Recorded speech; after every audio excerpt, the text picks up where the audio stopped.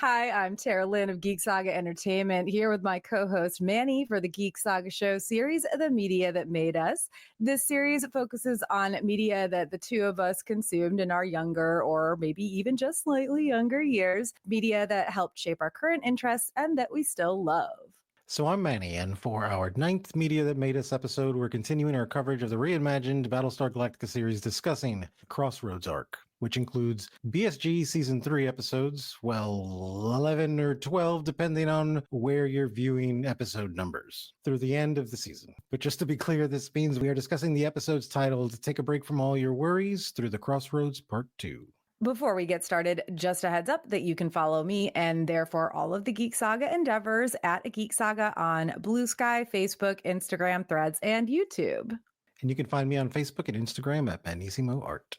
Just a couple of other house cleaning items before we dig in. If you're watching this as a webcast on Facebook or YouTube, pretty please make sure to hit those like and or subscribe buttons. And if you're catching the audio only version on your favorite podcatcher, we could really use some more ratings, especially on Spotify and Apple Podcasts, and would super very much greatly appreciate it if you would take a moment to mark the Geek Saga Podcast 5 stars wherever you're listening. Last but hopefully not least, we hope that you'll check out the Geek Saga Entertainment Patreon. We have a lot of tiers with just $3 per month, getting you the most prevalent perk of early access to podcast episodes. You can check that out at patreon.com/geeksaga_entertainment.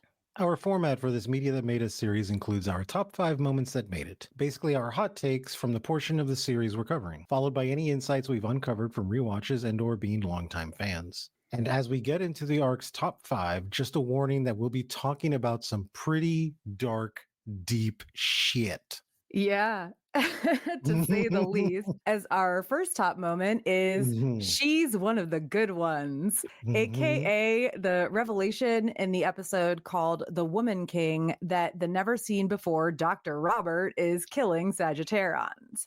Just to be clear, the labeling of this top 5 moment comes from a very specific conversation that is had after this revelation that this doctor's been going around murdering Sagittarians.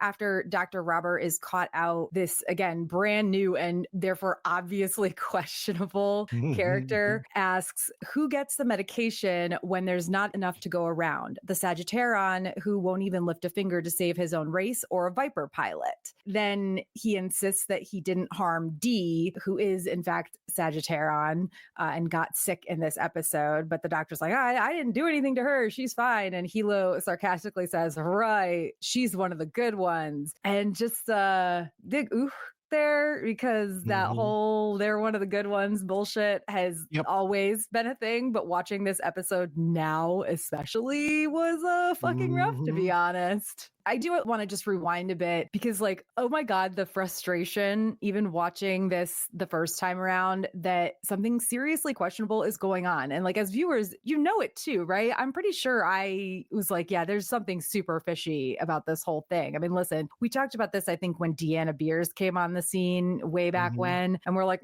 brand new character. There's like no way this is gonna pan out as being just like a, oh yeah, this is a totally brand new doctor who's not doing anything wrong, guys.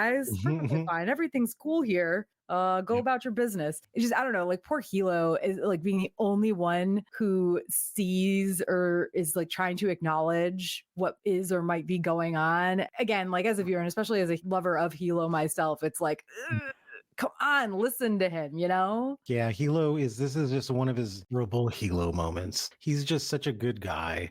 I love Hilo so much, you know, and he just does all the good things. But yeah, he was the only person that was sane. And like, look, even when the plot didn't like unfold, obviously he was like this new doctor that came out of nowhere. I mean, there was something going on. There was something fishy for sure. Not only was fishy, but, you know, Doc Robert, he also was in the first X-Men movie as like an asshole as well. So it's like, I already knew something was bad. I was like, oh, I know this guy from somewhere. Oh yeah, he's probably killing those people. I guarantee it. When it comes to like real life implications with this kind of stuff, this is kind of something that has happened in, you know, society a few times. I'm not going to get deep into it, you know, but yeah, there's like weird things like that. So I thought it was cool that they just kind of had an episode like this because, you know, Ronald, he likes to throw in real animations into stuff, which I think makes it like really cool, you know. And I'm right there with you with the DO. She's one of the good ones. I know that with the Sagittarians, it's this whole religion thing where they don't believe in medication. And that's the biggest reason why everybody seems so frustrated with them. But also, like, the hatred seems to go a little bit deeper. I mean, and not even, I don't just mean for obviously with Dr. Roberts, obviously it's a lot deeper, but it's kind of like anti-vaxxers, right? Like, you're mad about it. Y'all are the reason measles and shit is coming back. But essentially, like, this guy is trying to kill all the Sagittarians. He's not just not treating, because they don't want to be treated. He's like legitimately poisoning them when they come for treatment. Ooh. And I want to say, like, Doc Cottle, unfortunately, is not at his best in this episode. In a way, it's not on the level of him lying to Hilo and Sharon about Hera dying, but also maybe it is kind of worse because he's lying about having done the autopsy, and he's lying because he's tired and he didn't feel like doing it. He admits that. And I get it. People lie for stupid reasons, and poor Doc Cottle has had the whole freaking fleet on his back, treating everybody. It's seemingly completely on his own, because who knows where Dr. Robert was all this other time before, but he's taking care of, and he's particularly taking care of, like, all the important people all this time, heads of the fleet and everything. Important people is what I mean. But also, like, other people died because of this, because he lied and didn't do the autopsy when he said he did. So, like, no bueno, Doc Cottle. It's kind of the danger of, I always tell people, like, it's okay to ask questions, even if they're crazy questions, and so that way you can just kind of get corrected. And this was one of those situations. Hilo is being punished, and really to the detriment of many other people, just because Hilo asked the question, and Doc Cottle just didn't take it seriously in any kind of way, that he straight up lied to him just to make him go away. That was it. And that's a real world implication also right there, where it's like, look, dude, if you don't know for sure, do the autopsy and just find out. So that way you can just cross it off. Well, it wasn't that, or it was that, and there's not like a single other person on the ship who can do an autopsy, or in the fleet who could do an autopsy. Yeah. Like, is there only 2 doctors? Well, one, but whatever. I mean, obviously we don't want Dr. Robert doing it, but no. No. So yeah, we have one doctor on the fleet, and he's old and he smokes. So you guys may be doctorless really soon. Funny enough, I believe that the director of this episode and the showrunner Moore had like differing opinions on it being kind of a one-note episode, because I think this is something you and I talked a little bit about in preparation for recording this. But the director kind of said that the episode isn't just about people being racist. It subtly shows, the bad things that can happen when good men don't speak up. People can die. But I don't know how much I agree with that, because Hilo does speak up. He tries to speak up over and over and over again. Like, he's getting himself in trouble, getting yelled at, having fist fights with Ty because nobody's listening to him. And Moore, on the other hand, said this episode doesn't say anything new. It just says that racism is bad, which it is. But also, I guess he didn't really love how Ty and Tyrell's animosity toward the Sagittarians kind of came out of nowhere. And people kind of made comments about the Sagittarians under their breath this whole series, but in this, like, whoa, they're basically barely above Cylons in the pecking order of who people don't like. Yeah, exactly. Like, how bad is it really, guys? Come on. Okay, they believe something different. Let's face facts. They had their own colony, and they weren't anywhere near you until this. And now we have to live in the same fleet now, but also, like, I, as a Sagittarius myself, I have to know, what did these writers and showrunners have against people who are Sagittarius? Someone came out of a bad relationship is what happened. Yeah, someone really hates people born between November 21st and December 21st or whatever. The whole episode is all about being othered and the judgment that rises against them because they have these different beliefs. And it's not the best episode, don't get me wrong, not by any means, but as one-off episodes go, it at least has a point, I think. Like, listen, it's not the black market episode. That is probably the worst episode of the whole series. I think everybody who loves this series is in agreement with that, honestly. Yeah. But yeah, I think that the episode does a good job on just kind of portraying that people hate other people just because of something that they believe in that's like a little off, or they're not taken seriously or deemed as any type of worthy of anything or having an opinion, or, hey, maybe I'm just don't want to. No. It's because they believe this, and then they just got fucking treat them like shit. Thank God we have fucking Hilo there to fucking set the record straight, because he's just a good guy. He's just a good man. And he's like, look, I'm just fair. He's trying to just, I don't know. And also smart enough to like see that something's not right too. Yeah, exactly. But maybe he's just on edge from being kind of pushed aside himself. Oh yeah. That's not the only, oh, this is maybe too real top 5 Yeah. moment we have to talk about. Yeah.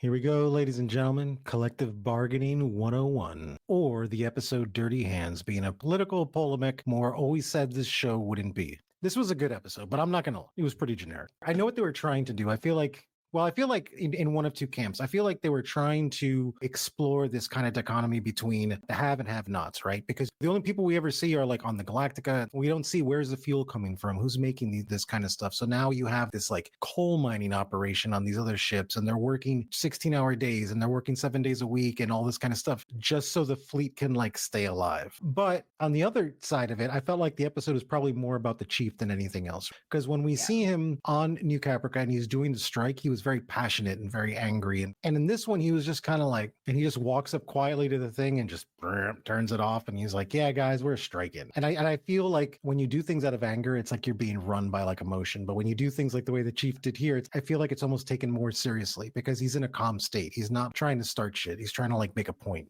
I think that the juxtaposition of this episode, so close to the Tyrell is a Cylon reveal, more on that later, is really good. I mean, what is it, like 4 or 5 episodes apart? You know, it's a good number of episodes, but it's not like seasons, right? And I think that they placed this one nicely for that reason. And of course, it only really makes sense coming after New Caprica because Chief was the head of the Union there. So yeah, I like the timing of it. I think they did a good job with that. And I think they tossed around this one being placed earlier too, and I'm glad they didn't. No, I'm glad they didn't. Because the chief had really been walking around just kind of like alone, stuck in his own head, just kind of going through the motions. When you see him in any scenes kind of like building up to this, it's almost like he doesn't have any purpose. Other than his job.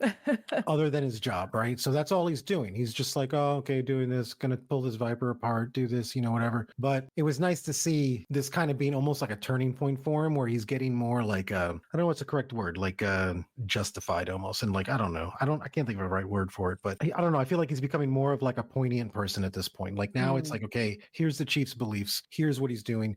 And then what it builds into later on, I think it was fantastic. And you're right. And the way it was placed in the season was good. It was definitely a good buildup. Let's be real. This episode, along with what went on in The Woman King, this one's also hitting real hard right now of all times. This idea of essentially keeping people in their place. And this is a little more heavy-handed on the like inherited jobs and careers sort of thing. But how all of that pertains to what are essentially the lower classes. And in this case, it's more about the colony that they're from. But you see the point they're trying to make. And again, like, especially right now, that the whole idea of keeping these lower level colony survivors in their place in these, I mean, not just like menial jobs. These are very necessary jobs, but they're dangerous. We know that the Viper pilots are working overtime. We know that the deckhands are working overtime, just like the people on this Tillium ship are, but it's still not quite like, yes, the Viper pilots are in danger too, but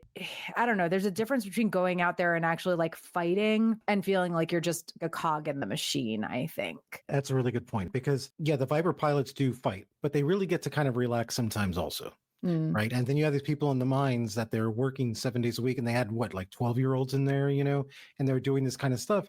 And you have to be careful with that because when you're in a position to where the fleet is, you're justifying modern day slavery for survival. Yeah. Is what it is. But really, that's the justification that the people up here make. Well, they're like, well, we got to survive. So they have to sacrifice. And then it becomes that lottery system thing. And this poor kid who worked for like a summer on a farm and probably never handled actual farm machinery. He was probably mucking stalls and, I don't know, milking cows or something. And they're like, oh, well, now you got to be a heavy machinist. Go have fun. Be safe. Don't lose a limb or anything. Yep. I'm a little bit torn. Like, how do you feel about when Chief shuts down the operation and says we're on strike? How do you feel about Adama and Rosalind's reaction to it? Because even now, I had kind of forgotten that Adama legit threatens to shoot Callie because the deckhands go on strike in solidarity, right? And it's like, I had forgotten that Adama straight up threatened to murder a mother who is like also part of his crew and Tyrell's wife. I had forgotten about it's a lot for our admiral, honestly. I think it was really extreme for what he was trying to do.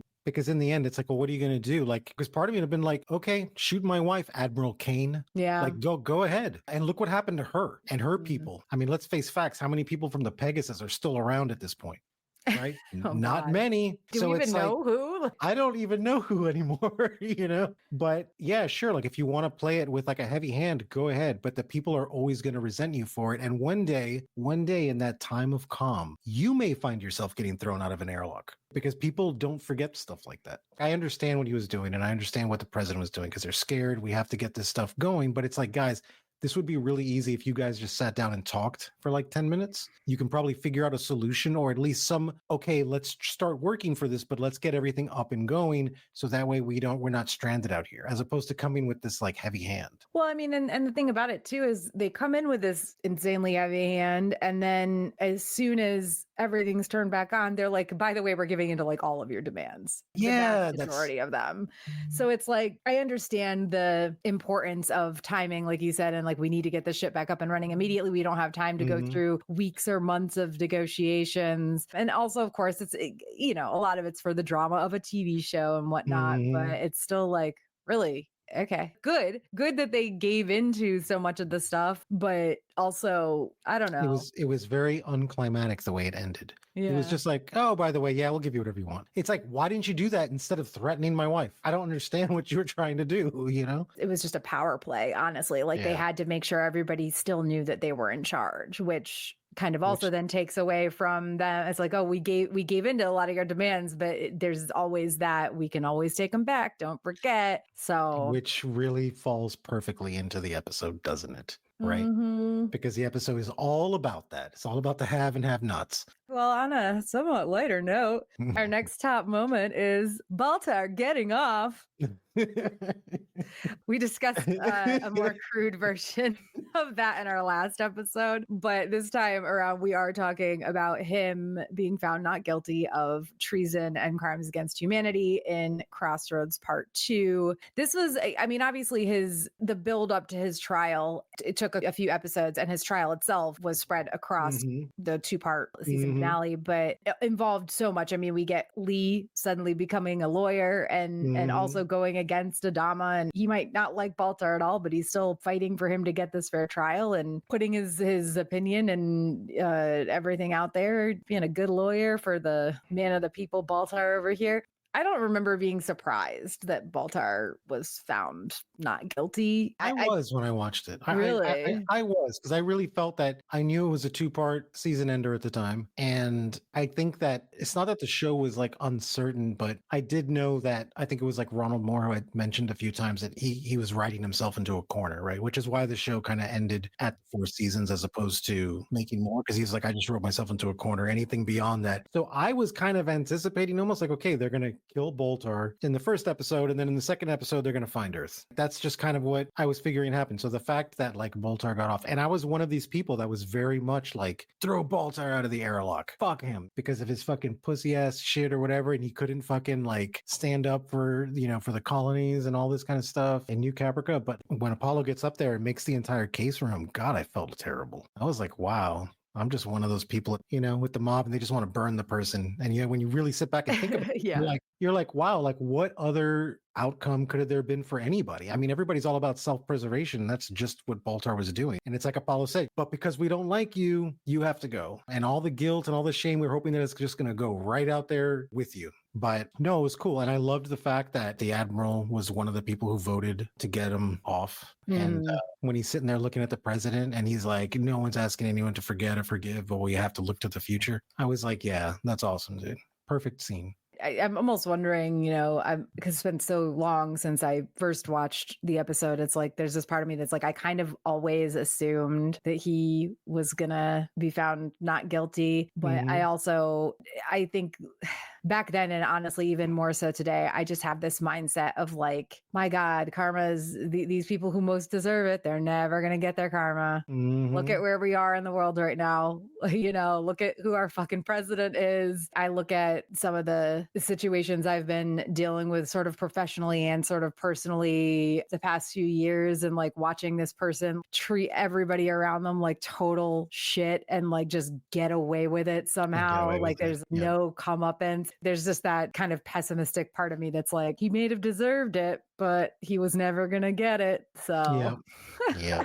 I don't know. But yeah, I don't think I was ever really super surprised that they found him not guilty. And some of that, even more so back then, may have been like, I couldn't imagine the show without Baltar. Even though they give Six a different story for most of season 4 with Ty, we didn't know that was coming. So I was just like, what am I going to do with Six? You know, like if they get rid of Baltar, and then also like who's going to be, because Zarek was kind of pushed down the ladder, all the rungs, you know, because of the tribunal, the secret tribunal thing. So he's kind of not powerful enough right now to be up against Rosalind. So like without Baltar, you know, she's just got like full reign, and I'm not entirely against that, but it's true, you know, but I did like the way the trial ended, right? When he's talking to his lawyer and the other guy, and he's like, oh no, you know, we gotta do a book deal and like a book tour and all this stuff. And they're just like, no, we're done. You figure it out. And it's like, where am I going to live? And they're just like, well, I don't know. It kind of sounds like your problem, not mine.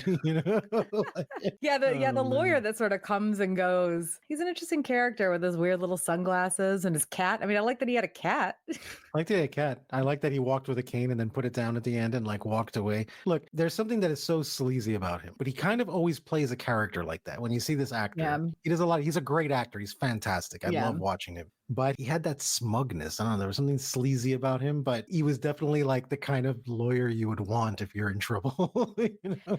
Yeah, for sure. And I feel like I might have seen like a theory way back in the day that he wasn't even like real or something. But I was like, but he got like bombed. He was in a hospital bed, like actually injured. Like it wasn't as if he just sort of flitted in and out in this sort of like non-tangible way. Like, yes, he's there and you can touch him, but once he gets injured by the bomb and is in the hospital bed for a while, it's like, okay, I like the idea of this theory, but I don't see how it's at all plausible. Although again, like Dr. Robert, we never saw him before. And do we ever see him again? I can't 100% I don't remember, think so. but I don't think so. Yeah. I think he was like just 95% sure we don't ever see him again. I think we can move on to our number 4. Starbuck's explosive death and magical return, which spans the end of Maelstrom to the end of Crossroads Part 2. When I watched this, I really didn't think it was going to go there with what they did, but they did it, and it was really good because it was in that episode, the first season, where she crash lands on that planet, you know, and then she steals the Cylon Raider later or whatever. There's like a really cool scene where it just focuses on her face and she's getting kind of thrown around, and you can see the background behind her just kind of rolling around as she's just falling. And there's something about Katie Sackhoff that she just looks so good in a helmet and in a cockpit that it just like, there's something about it that is just like great. So when you see her in there and when she follows the Cylon into that gas storm and you see it, it's what she was drawing when she was younger. It's in the temple. Patrick would have loved it because it was just like a total buildup of prophetic stuff. So it was great. But that explosion scene I thought was fantastic. I was like, that is so cool because you get to see it kind of happening like for real. And it wasn't like the ship exploded. It was like it fucking imploded. And with the ship on fire and you know she's in there and all this stuff. And she's just like, no, just let me go. It's okay. And all this stuff. And it was heart-wrenching. I mean, I knew she wasn't going to be gone forever, but it was heart-wrenching. I didn't know that. And I think because like I love Starbucks so much that when it happened, I was like, no. Like there's this part of me that's like, no, it can't be real. But then there's this other part of me that's like, oh my God, of course it's going to be real. This would happen, you know, to my, I guess, second favorite character, slightly behind Hilo. Well, and also the reactions to her death, like Adama's specifically, was so visceral. I mean, he destroys his model ship that we've seen him working on since the miniseries, I think, really. Yeah. Definitely since season 1. Yeah, heart-wrenching. Yeah. Heart-wrenching as a viewer for a character that you've fallen in love with, but then watching, even though they're not real people, it felt real in that moment. Even watching it now, like having seen it 4 or 5 times before, I feel myself getting choked up. And it's like, don't cry over this, Tara. Come on, you've seen this before. You know she comes back in 2 episodes. No, it still hurts though. It still hurts to watch, but I loved it. I thought it was just, I don't know, it was very cinematic. I loved it. I was surprised she came back so soon. That's one of those things, you know, that if the show was being made today, I would bet that there's at least like a 90% chance that they would have pushed that return off until the beginning of season 4. And of course, we get another cliffhanger as well, but they would double down on it if it was airing now, I think, particularly if it was a streaming series. Ugh. The half seasons would be 2 years apart. And oh, yeah. Yeah. oh, man. But did she come back sooner than you expected? Or did you kind of feel like No, I was kind of expecting her to come back. The way she comes back was fantastic. I loved the way she came back because Adama's out there. He's in his ship. They just let him go. He's like, oh, I'm not part of the colonial fleet anymore. And then he's sitting in the tube like, yeah, come on, throw me out there. He goes out there and there's like 2 really good angles. I've always liked Battlestar so much because of their camera usage that they use during ship scenes and all this kind of stuff. It's always been very creative and very cool. So when he's sitting there and he's trying to look around and there's just like the nebula behind him. So it's really bright. And you just see the outline of another ship kind of like hover right behind him real quick. And you can see it's an old Viper, right? So it's like, the heck? And then it does it again when it's like, it shows his backside and all you see is the other one come right behind him and you can see it's the old. I was like, what the hell? And he's looking around and then all of a sudden she's like there. I was like, dude, nice. I knew she was going to come back, but why? Right? Like that was the big question. But why and how? Now I'm confused. But good to have you back. Your chair is still warm. You know? Yeah. Yeah, exactly. But yeah, no, I agree that the angles and the way they played that was really cool. And actually, this is something I meant to ask you in our chat, but since I'm here and I forgot, when they say who's in Viper number whatever, are they asking that about Lee or do they see? Because I wasn't sure. Like, are they, of course, knowing that she's coming back? I'm thinking, wait, did they ask that about Lee because he hasn't been in a Viper in a while? Or did they ask that about this blip that they can tell is a Viper because it's still like on their systems and everything that has just appeared also? Because she's already out there as they're launching. She's right there as soon as they steady out. Basically. You know what? You could be right. That's actually interesting. I think the reason I didn't think that is because that scene where Hilo says that is immediately after Lee takes off, I think. So I just associated it as that. Yeah, I mean, but, you could be right. Yeah, but you could totally be right. It could have been. I see. I think you're probably right that it was about Lee, but really, I imagine her ship is coming up on their system again anyway, because it's still one of their ships and it still works and she's still able to talk to Lee over the comms. So but then wouldn't it be, why are there 2 Viper 3s? I don't think they call the Viper like the number by like what the actual ship is, but where it's launching from or something, Yeah. So they would have said, why is there 2 of them? Yeah. Or it would have been like, why is there a Viper 3? We just lost that one. Yeah, I don't know. Out of all of our top 5s, this is the one that we're tearing apart right now. Yeah, I know. This is the weird. We're not even tearing apart the top 5. We're just tearing apart whether or not like this one fucking throwaway line was about. Like, I guess who cares? But this is what happens when you're watching, a handful of episodes from a show that you've watched a million times and you pick up on things that you didn't pick up on before. It was really cool. Okay, so one of the coolest things like that I loved was the exact way it ended. He's flying next to her and she's just like, I've been to Earth and I'm going to take us there. And it's got the song playing, it's got All Along the Watchtower, but the Battlestar version. So it's like this weird, ominous kind of version of this song. I've heard that song covered so many times and I've never liked any of them, but like this one was so good. It's dark. And the way it just kind of pans away from the ship and it pans all the way out of the galaxy and it like flips and then it zooms in again and it shows you Earth. And you're just like, oh my God, they're right there. They're like a few blocks away. Google Maps is telling you to turn right at the next nebula.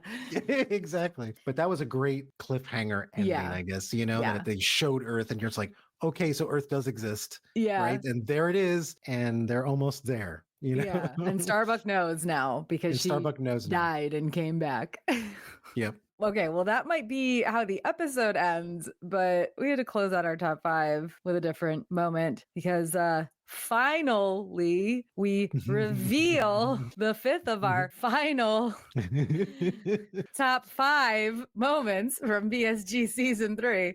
The fact that all of the weirdness a certain 4 characters began experiencing in Crossroads Part 1 all comes to a head in Crossroads Part 2 with the reveal Sadly, not all 5. And that's why I tossed around whether this should be number 4 or number 5 of our top moments. But whatever. Sadly, not all 5, but 4 of the final 5 Cylons that we've been hearing about all this time and had no idea who they might be. And then it's like, bam, here you go. Let's have these 4 characters be going kind of crazy hearing this song all around the ship for 2 episodes, basically.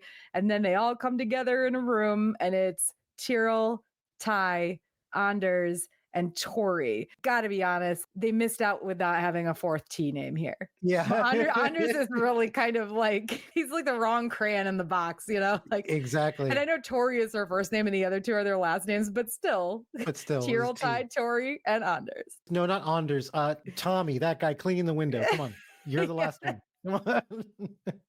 It's like Steven Hughes, Garnet, Amethyst, and Pearl, and Steven. Like, it's like the 3, gems, and then this kid. Yep. Yep. It was good, and it was such a great, again, you can hear it's the song, and it's weird because they're playing it with the sitar, so it's like, it has this weird sound to it, like that Indian sound to it, know? And it's fantastic. I mean, I love it. And the one who's really going crazy with it is like Ty, right? Because he's the one who freaks out in the courtroom. He's the one who's listening to the bulkheads, Everyone else is just kind of like, it's in the ship. Oh, yeah, exactly. But it was a great build up. They all come together at last, and the only person who's just kind of like, is like the chief. Shit. Yeah.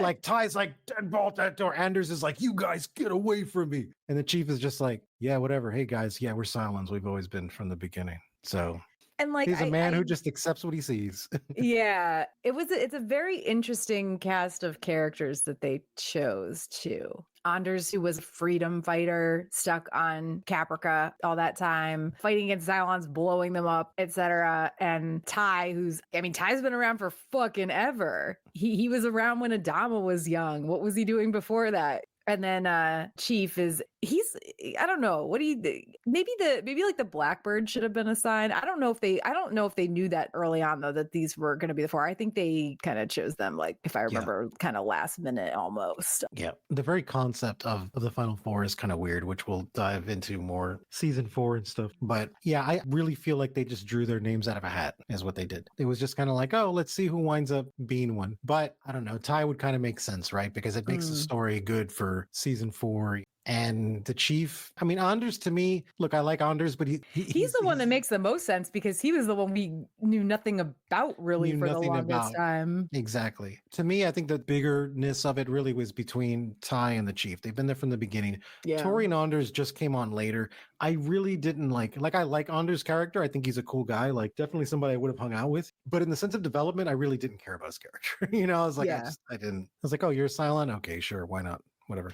Yeah, and Tori was just kind of like, all right. Totally. Okay. But it does play into like a bigger thing, though. It was cool that, like, I'm really happy that it wasn't the Admiral. I'm happy that it wasn't Baltar. I'm happy that it wasn't these other people, or whatever. But I couldn't tell you who it should be other than, because you're right. I think Chief and Ty make the most sense. I think Anders is kind of like, yeah, sure, whatever. Tori is the one that I'm the most up in the air about, but that's just because she's close to Roslin. That's the one that seems a little bit shoehorned in because it's like Ty makes sense because he does. It just makes sense. And I feel like they felt they had to have someone close to Roslin be one too. So like, okay, let's make Tori one. And maybe that's not how it happened, but that's kind of how it feels to me. It's like, oh, well, if someone close to Adama is, then we have to make someone close to Roslin one too. And do you really need them? Do you really need Cylons infiltrating both sides of your essentially government? Yeah, right. No, exactly. So when you really think about it, Anders is the one who really makes zero sense, right? Because if that's what it was, because everybody is in a position of power or next to a position of power. So you have Ty, who's right next to the Admiral, Tori, who's next to the President, and then the chief, who's really responsible for the entire fleet, pretty much, when Viper fleet and stuff. Yeah. And then Anders is just like, okay, I'm going to go back to my rack now. What do I do here? Yeah, he does it at this moment in time. Starbuck is gone. So they should have given it to fucking hot dog or something, Like, oh my God. That would be a fun poll. If you could have replaced one of the final 4, don't even ask which one you would replace. Just let's say one of the final 4 wasn't one of them. whoever you want it to be, Tori, Anders, shoot, even Tyre or Chief, I don't care. But if you could replace one of them with a random character for like ultimate chaos or just to be funny or whatever, who would it be? And I mean, Hot Dog would be funny. I honestly, my vote would be to get rid of Anders and put Hot Dog in there. And because I can see Hot Dog's reaction, right? Do y'all remember when like the Exodus was happening, and they're in the Galactica's falling like a rock out of the atmosphere, and he just like, oh, well, this is different. I can imagine having that same kind of response, like walking in and being like, huh, wow, I guess we're Cylons. Like you just be like, oh, whatever. Yeah, exactly. Oh shit, man, wasn't expecting that. Well, and I could see Ty, I could see Ty just looking at him like, Hot Dog,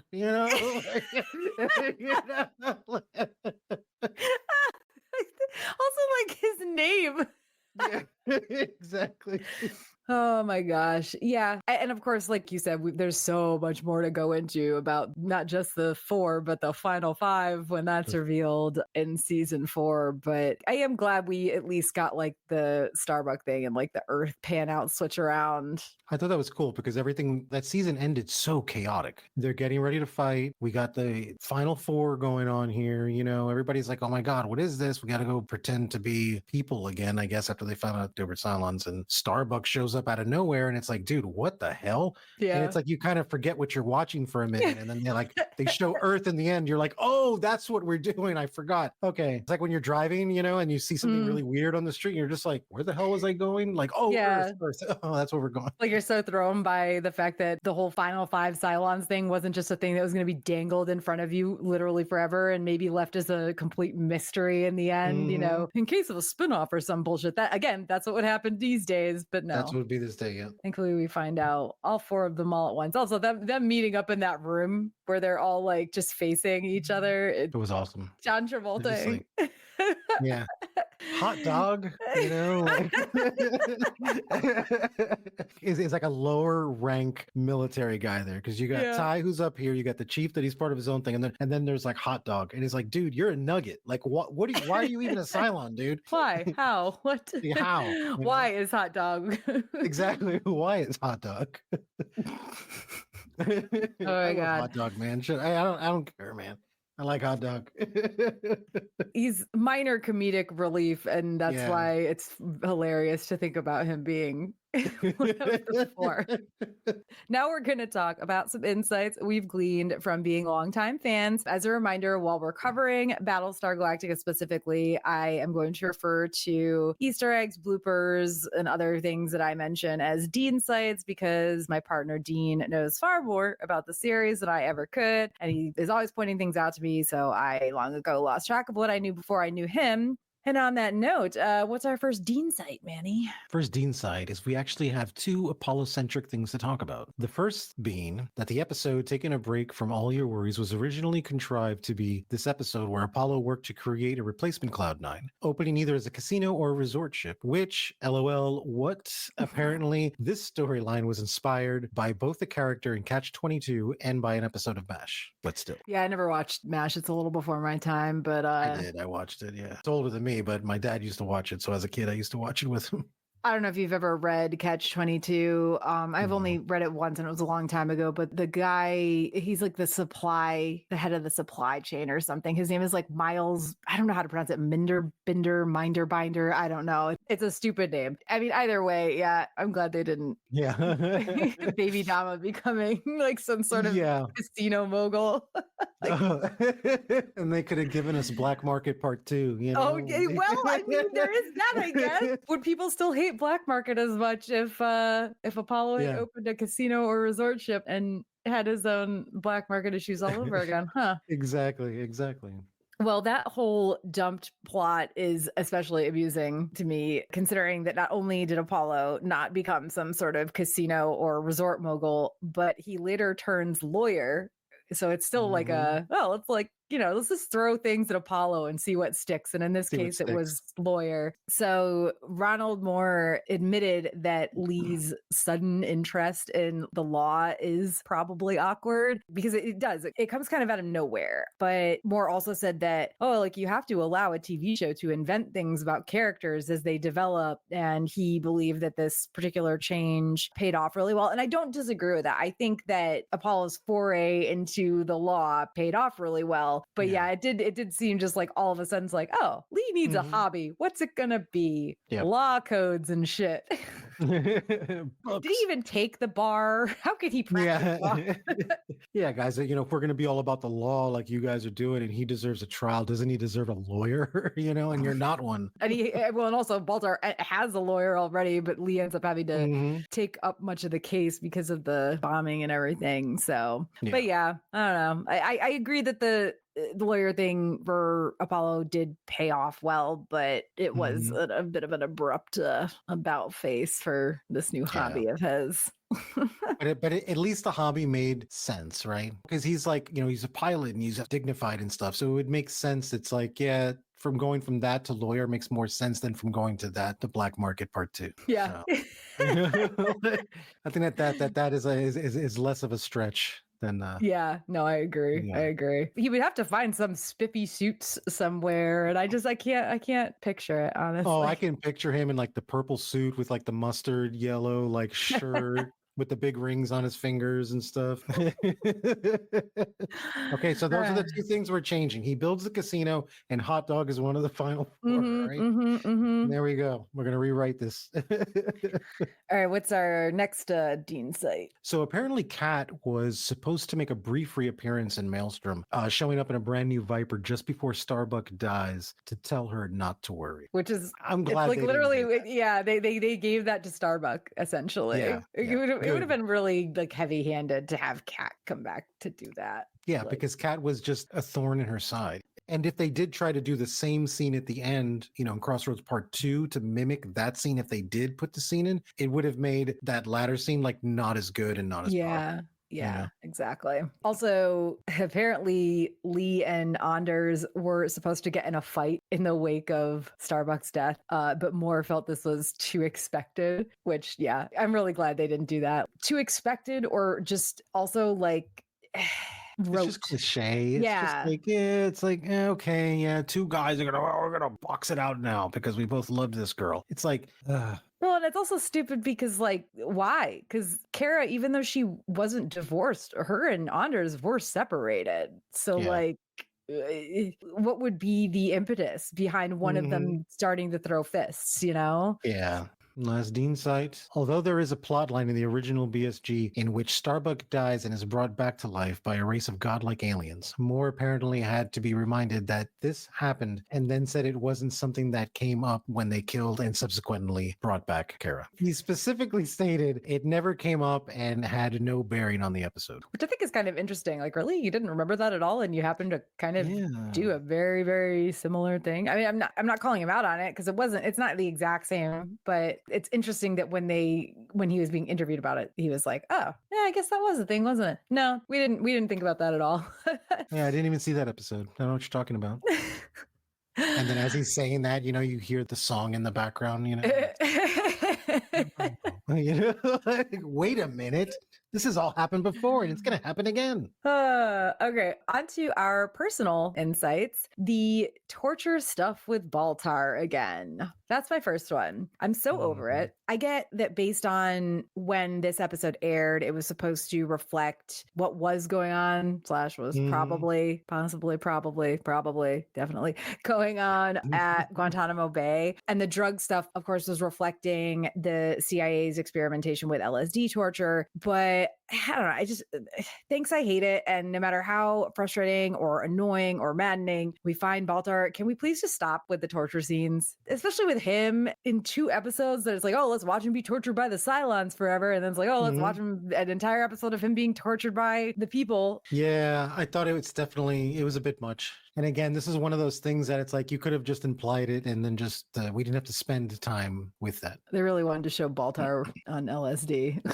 Yeah, exactly. They just want him to be tripping balls and being like, here you go, you're in the water now. So for one of mine, I couldn't find the original article, but I had read that Ronald Moore was trying to incorporate All Along the Watchtower into a Star Trek Next Generation episode, or it was a Star Trek Deep Space Nine episode. And it was supposed to be under some kind of weird context like that, and the same thing where people started hearing it in the ship for some reason. I don't know how that was ever supposed to conclude, but I thought that was interesting that I couldn't find the original article. I was trying to find it, but I remember reading it just to see what the context of it was, like what the episode was supposed to be about. But it was supposed to incorporate that. So I thought it was interesting that he finally got to do it, years later on this show. I'll have to look it up after the fact because there is that part of me that's wondering why that song. Of course, I love the song and whatever, but and the choice, and it works really well in Battlestar, especially Bear McCreary's version of it. But yeah, it does make me wonder, like, why with Ronald Moore in that song if he was trying to work it into another show before? I've always said this for a long time. It's that anytime you hear that song in a movie, you know something is about to go down. Always. Anytime that has shown up in any type of media or like movie or television show, we all know shit was about to get real. So I love the fact that this is just following with that tradition of like, okay, because even, season 4, when you start really hearing the song, or the end of season 3, and then in season 4, we all know like, okay, some shit's going to be fucking happening. Like it's perfect. It goes with the tradition of it.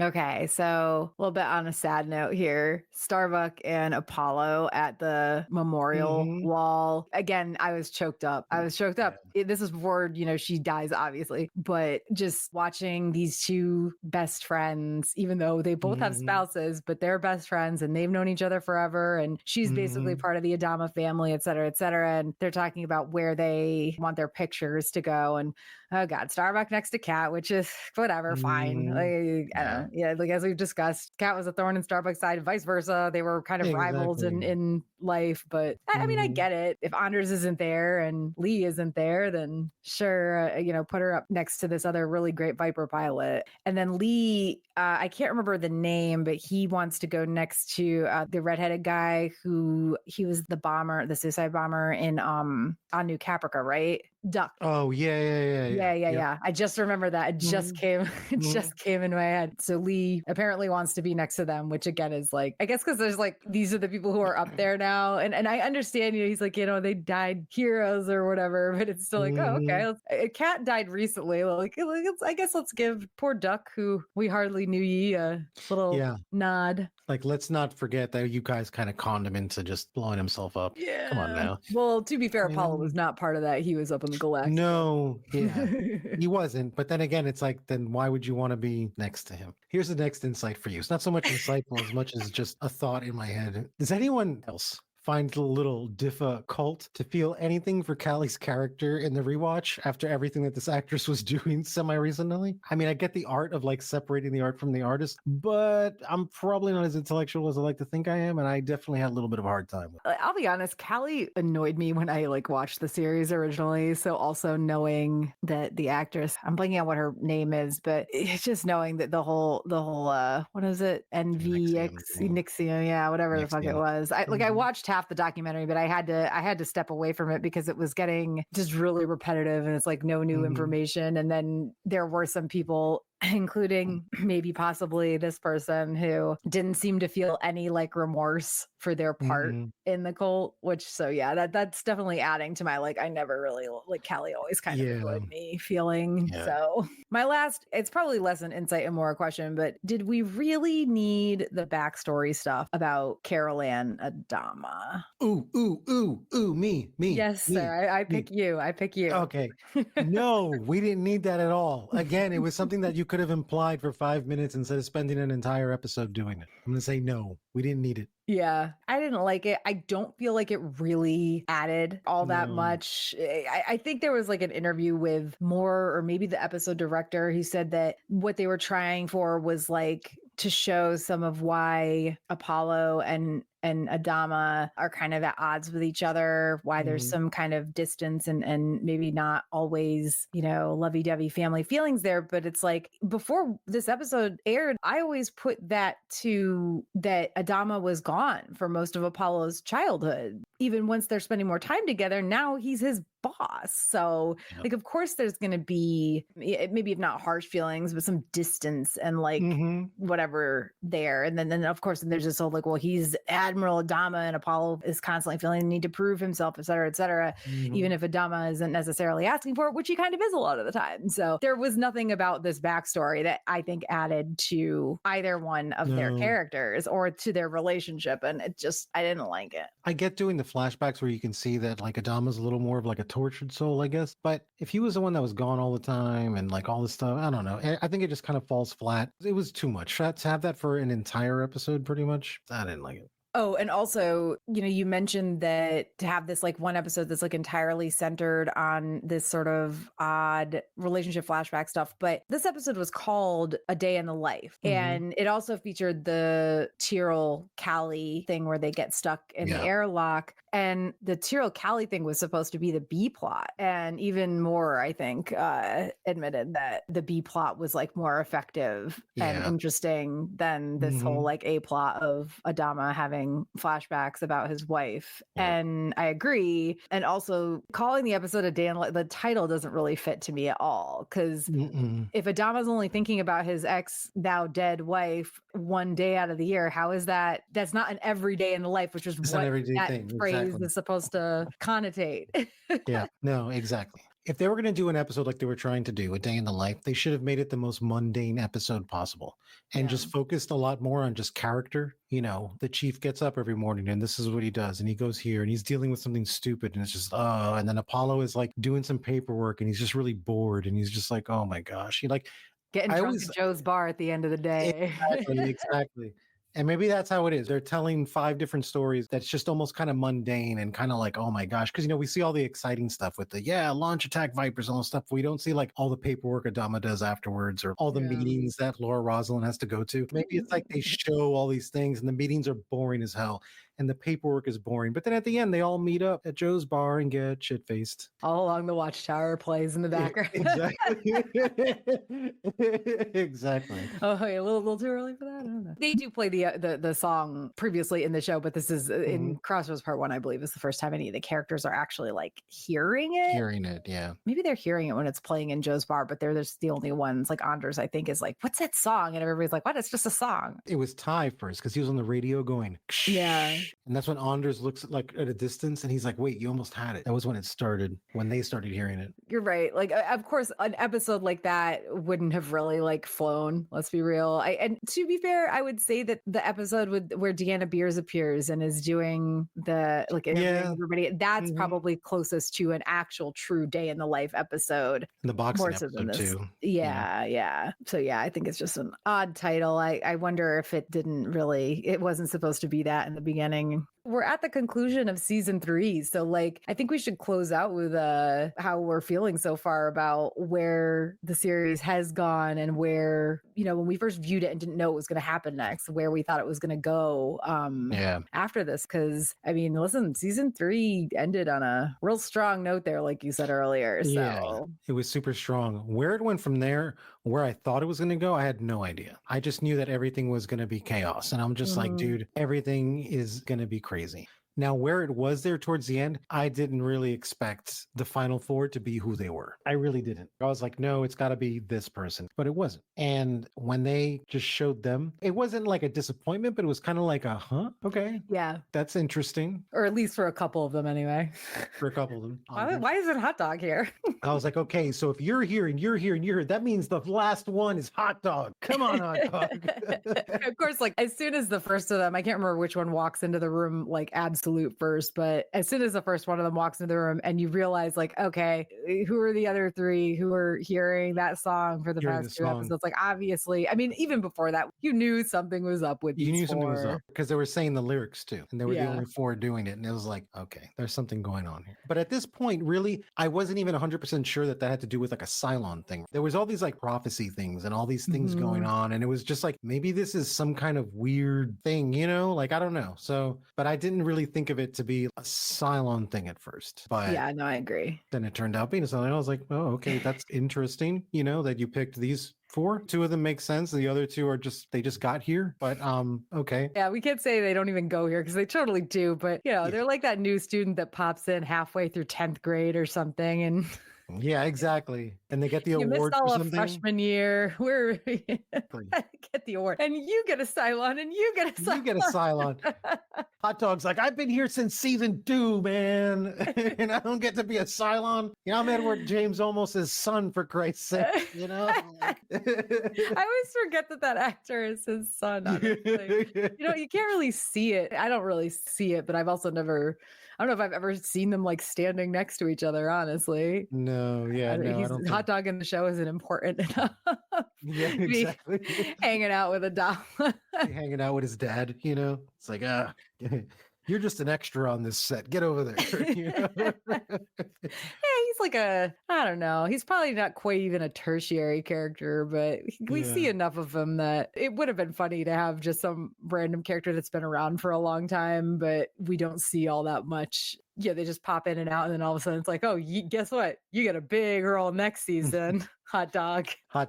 You know, but I think that's what Battlestar has done so fucking good, though, right? Is that they always have these weird side characters that you think nothing of, and then they wind up becoming like the collaborator who gets killed first. I think he was all the way back in the miniseries, and he was just like a deckhand, just some rando, and it's like, wow, his story arc went all the way over here. I was like, and he became an important part of that particular arc, right? And I was like, see, that's really awesome, and that's why we remember these people, like Racetrack and all these things, that they were just side characters. They were like nobodies. They've always done good with that. That's the show I would have wanted to be an extra on, because maybe one day I can be a hot dog,